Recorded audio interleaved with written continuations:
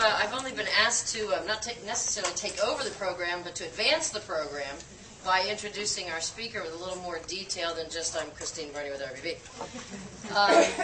Christine, for those of you who may not know Christine very well, she's a die-hard New Yorker. She was transplanted to Miami under duress, but is happy to be here now. She has sand in her shoes. She is a no-nonsense kind of a gal. I work with her pretty regularly because we're lucky enough to count Blue Cross Blue Shield of Florida as one of her clients, although we pale in comparison to some of the names that she has in her ranks with FP&L and Starbucks and other big companies. The good news is that the firm is very entrepreneurial, and you are not too big nor too small for them to talk to you about your needs in the public relations world. She's accredited and is a real leader in our community. And speaking of leader, if you would share with me, join with me in congratulating her as one of our newest leader givers. Thank you very much. Now, you get all kinds of tidbits about people out of, off the internet and Google and all that kind of stuff. You guys will go do that yourself after you listen to her speak, because you'll want to know more about her. You'll want to spend more time with her. But I asked her for one little tidbit, and so I started by saying she's a no-nonsense kind of a gal. I was wrong. There's a little bit of nonsense in there. When you learn that she has a collection of over 5,000 Christmas ornaments. Oh my gosh. Now, I asked her, how does this work? I have a friend who received a frog from somebody, put it on her desk, and the next thing you know, she had 5,000 frogs. And I said, so how does that work for you? Do you have to collect them yourself, or can they be gifts? And she goes, well, the good news about it is they're Christmas ornaments. They only stay out for a very short period of the year, and then they go away. But I now have learned that her husband has to use a U-Haul to bring them from storage to the home and back again. So I will let her regale you with stories of Christmas ornaments, and you can talk to her about the 4 or 5 Christmas trees it takes in the house to house them all during the holidays. But I think she's got something else to talk to you about. And so I ask you to lend an ear to a good friend and a very committed community partner of all of ours, Christine Barney. Christine? Wow, the introductions, it's going to be the best part of the day here. Thank you, Penny. I'm very pleased to be here to talk to all of you today. And it's interesting because it's fun for me to talk to a group of women. So often in my business, I do find myself being the only woman in the room. We look at a lot of corporate boards, and what do we see? What are the women on the boards? They're either the PR person or the HR person, and a lot of men. And I do think there are differences in the way we think about things. And I want to mention that in my presentation today. And you'll get a chance to see how when I talk about no jerks in the workplace, how to build a civilized workplace, there are definitely gender differences to how we think about it. But first, let me just ask everyone, who here has worked in a workplace where you've had a jerk? Right, almost everybody, right? It is unfortunately a very common occurrence. How many people have worked in workplaces where jerks were not tolerated, where you knew if there was someone who wasn't towing the line, they were going to get theirs? Yeah, the RBB folks better operate their hands. Well, we're going to talk a little bit about today. First is about why we want to have a civilized workplace, because it's such a common occurrence that it happens to all of us. Now, people will say to me, and a lot of men in particular, when I give this presentation, I'll talk to large groups, they'll all say, it's because you're a soft-hearted, liberal, granola, you think it's just good for you to treat everybody kindly. And I go, well, maybe good for you. And then people will say, oh, it's a woman thing. All you women, you always want to cuddle everyone, you want to nurture everybody. And I say, I don't know about you, but I've worked at plenty of places where women weren't so nice. Right? That could be you can have just as many, excuse my language, bitchy bosses who are women as there are men. So what's the reason? It's good business. I stand before here, if I'm preaching anything today, it's that if you have a civilized workplace, it is good business. Not just from a pleasant place to be, but from a dollars and cents point of view. Businesses that don't tolerate jerks will do better financially. And I will show you some of the case for that. What are some of the return on investment for getting rid of jerks?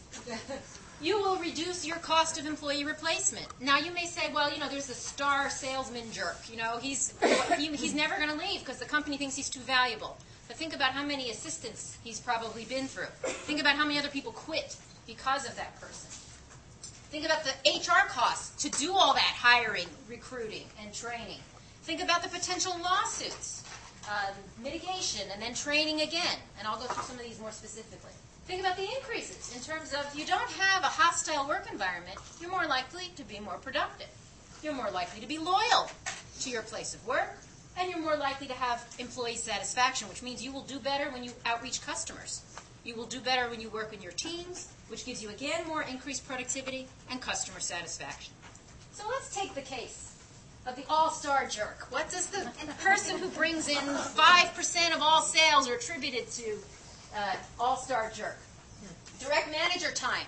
Now, direct manager time comes, usually what happens is when you have a jerk and he does something to an employee, people will complain to that manager and say, John came in and just, called me all sorts of names and demanded I do this, that, and the other thing. That person is not working while they're hearing about complaints of this person. The HR professionals who have to spend time, and if, God forbid, somebody ends up suing someone for hostile work environment, sexual harassment, anger management. Has anyone here had any employees be sent to anger management classes? Right? It is not inexpensive, when you have to send people to that kind of training.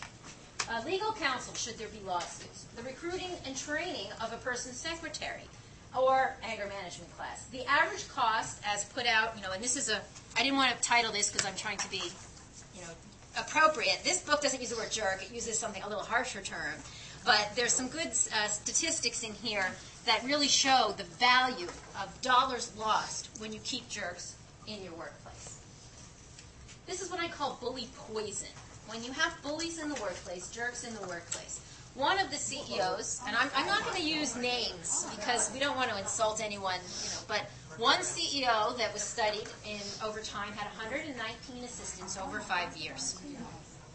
Think about the cost. I always remember we had an employee before I was managing the firm in the old days who was very hard on assistants. One assistant started the first day, went out to put money in her meter at lunch and didn't come back. That's really hard, and we worked with this person and, finally were able to find an equitable solution and then, push that person out and they're no longer a part of the agency because you just can't have that. You can't have that kind of uncertainty. There was a study done of 5,000 employees. I won't say the name of the company. 25% of the employees said they'd been victimized by bullies in the last 5 years. 50% of them witnessed bullies. Now, this is really interesting because sometimes the person witnessing the bullying is more upset than the person being bullied because it's very uncomfortable. In Cube Land, what happens? A manager comes over in Cube Land and starts yelling at you and saying, you didn't do what and you're sitting right there. And you're like, do I look away? Do I not? What do I do here while this person is being in my face with, they could have called the person into an office, taken them to a private place, but instead they're bullying them in front of you. And often witnesses feel more uncomfortable than the person being bullied. 27% said that kind of bullying reduced their productivity. They weren't able to do their work well. 25% of the bullied victims and 20% of the witnesses left their jobs. They just said they didn't want to be in this environment anymore. The annual replacement cost of those people cost this company $750,000 to $1.2 million. And it causes increased absenteeism. This company, because it was based in Chicago, they call it the storm effect. But since we're here in Florida, I thought I'd call it instead of the snowstorm effect, the tropical storm effect. Imagine there's hurricane warnings. And what happens when there's hurricane warnings, right? The schools close when we go into hurricane watch. And you have to stay home if you have kids. Employees who are in workplaces that do not respect them and that they don't feel a sense of loyalty to are more likely to say, hey, I'm in hurricane warning. Sorry, I got to stay home. Employees who feel that their jobs are respected and who really feel a sense of loyalty to a company might call their mom and say, I'll get my mother, I'll be there for you. And when they studied this company on snow days, they actually found that employees who were in the non-bullying category came to work on snow days, and those who were bullies or witnessed to bullies stayed home. So it's an interesting sort of psychological effect that permeates a company.